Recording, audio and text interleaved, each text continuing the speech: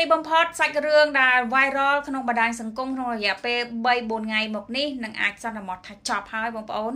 លោកដួងឆាយក៏ដូចជាអតីតភរិយាដែលរកម្មរកោសគ្នារឿងកូនស្រីអត់ព្រមដាច់ស្រឡះសោះចាជាច្រើនឆ្នាំធ្វើឲ្យបងប្អូនយើងនៅក្នុងបណ្ដាញសង្គមនេះបើថាតាមអត់សាក់ស្រានខ្លាំងជាងរឿងភិឥណ្ឌាទៀតហើយចុងក្រោយនេះគឺផ្ទុះខ្លាំងដោយសារតែលោកដួងឆាយណាត់អ្នកនាងដេតម៉ាលីណាតែញ៉ាំបាយជុំគ្នាជាមួយនឹងកូនស្រីពៅអ្នកនាងដេតម៉ាលីណាហើយនឹងកូនប្រុសកដាលហ្នឹងក៏បានទៅអង្គុយចាំនឹងយូរម៉ោងដែរហើយប៉ុន្តែលោកដួងឆាយមានហេតុផលដែលមិនអាចមកបានប៉ុន្តែអ្នកនាងដេតម៉ាលីណាក៏គាត់ផុសបញ្ជាក់ថានៅចាំរហូតដល់លោកដួងឆាយសម្រេចថាយកកូនស្រីទៅជួបនៅហាងបាយប៉ុន្តែការជួបហ្នឹងគឺមិនបានសម្រេចទេទៅជែកគ្នាអត់ត្រូវទេមិនដឹងជាទៅជែកអីខ្លះហើយបងប្អូនកន្លែងហ្នឹងប៉ុន្តែការ live របស់អ្នកនាងដេតម៉ាលីណាក្នុងរយៈពេល10នាទីជាងគឺពេលដែលលោកដួងឆាយពរកូនចេញពីក្នុងហាងបាយទៅហើយដែលមានសកម្មភាពបតាយបតុងគ្នាខាត់គ្នាទាញគ្នាស្ទាក់ឡានណាធ្វើម៉េចរារាំងលោកដួងឆាយហ្នឹងកុំឲ្យទៅនៅតែជែកគ្នាហើយខ្លួនឯងបានជួបជាមួយនឹងកូនស្រីនឹងយកកូនស្រីទៅអញ្ចឹងណាប៉ុន្តែអត់បានអ្នកនាងដេតម៉ាលីណាហ្នឹងក៏ទន់ឡើងថាសន្លប់នៅលើអាការឡាជាចាំផ្លូវហ្នឹងផ្ទុះ view ខ្លាំងហើយក៏មានការចូលរួមច្រើនបន្ទាប់ពីហ្នឹងក៏មានការបកស្រាយខាងលោកដួងឆាយគាត់រៀបរាប់1 2 3អ្នកនាងដេតម៉ាលីណាហ្នឹងក៏រៀបរាប់បកស្រាយតទៅលើការលើកឡើងរបស់លោកដួងឆាយអញ្ចឹងទៅអត់ព្រមចប់ចាអត់ព្រមចប់រហូតដល់ចុងក្រោយនេះអ្នកនាងដេតម៉ាលីណានៅតែទាមទារថាឲ្យលោកដួងឆាយអនុវត្តទៅតាមសារដីការបស់សាលាឧទ្ធរព្រោះរឿងក្តីគាត់គឺបានកាត់រួចហើយសារដីកាក៏ចេញមកហើយទ្រព្យសម្បត្តិត្រូវចែកយ៉ាងម៉េចកូនគឺត្រូវអាកាត់យ៉ាងម៉េចគឺស្ថិតនៅក្រោមការមើលការខុសត្រូវរបស់គាត់ណាខាងម្ដាយជាមេបាមើលការខុសត្រូវកូនប៉ុន្តែលោកដួងឆាយក៏មានហេតុផលដែលមិនអាចបកគលកូនទៅឲ្យអ្នកនាងដេតម៉ាលីណានេះឯងទៅរឿងវាអត់ព្រមចប់វាតទៅតមកប៉ុន្តែមុនហ្នឹងគឺមានលិខិតជូនដំណឹងពីការអនុវត្តពីខាងសាលាពីខាងអាជ្ញាសាលានៃសាលារាជធានីភ្នំពេញបងប្អូនណាចាគឺគាត់បានចេញលិខិតមួយដែលលិខិតហ្នឹងដូចនឹងខ្ញុំបានដាក់ជូនប៉ុន្តែខ្ញុំយកតែចំណុចសំខាន់នៅក្នុងលិខិតហ្នឹងទេគឺខាងអាជ្ញាសាលានៃសាលាដំបូងរាជធានីភ្នំពេញបង្គាប់ឲ្យឈ្មោះដួងឧត្តមឆាវិនហៅដួងឆាយត្រូវតែអនុវត្តដោយស្ម័គ្រចិត្តគឺប្រគល់កូនស្រីឈ្មោះថាដួងរាជិនីគុជទៅឲ្យភរិយាដែលជាអតីតរបស់ខ្លួននោះឈ្មោះថាដេតម៉ាលីណាវិញដែលមានកំណត់រយៈពេលច្បាស់លាស់គឺពីថ្ងៃជូនដំណឹងគឺថ្ងៃនេះរហូតដល់ថ្ងៃទី2ខែ4ខែក្រោយនេះវេលាម៉ោង5ល្ងាច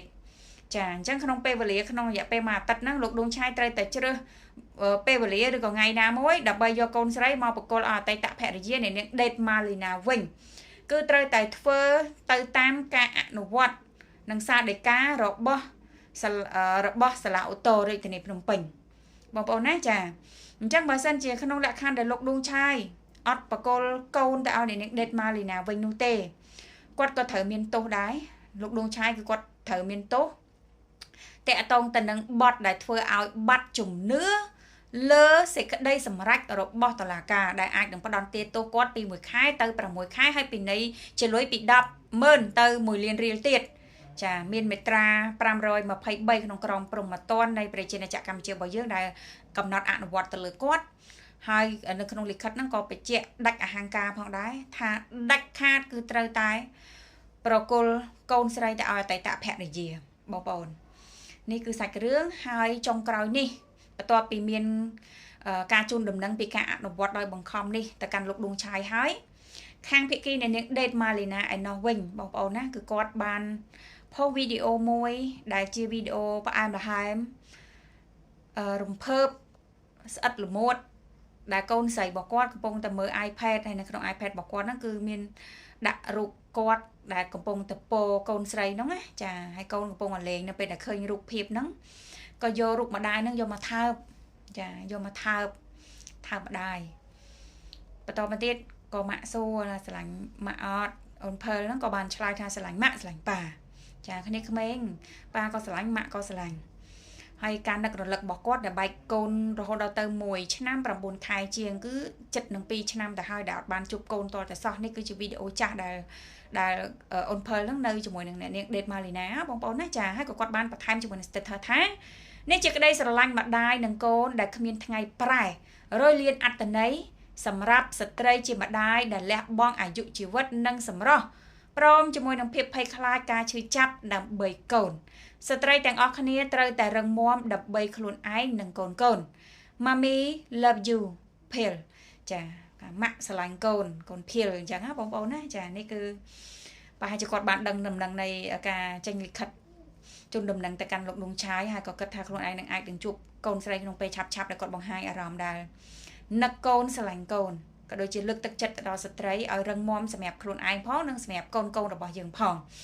អញ្ចឹងសាច់រឿងនេះអាចថាសន្មតថាចប់ហើយអញ្ចឹងយើងរងចាំតាមដានព័ត៌មានបញ្ចប់ចុងក្រោយទេเนาะថាតើលោកដួងឆាយនឹងយកកូនផេលយកមកឲ្យម្ដាយរបស់គេវិញដែលជាអតីតភរិយានៃនាងដេតម៉ាលីណាហ្នឹងនៅក្នុងថ្ងៃណា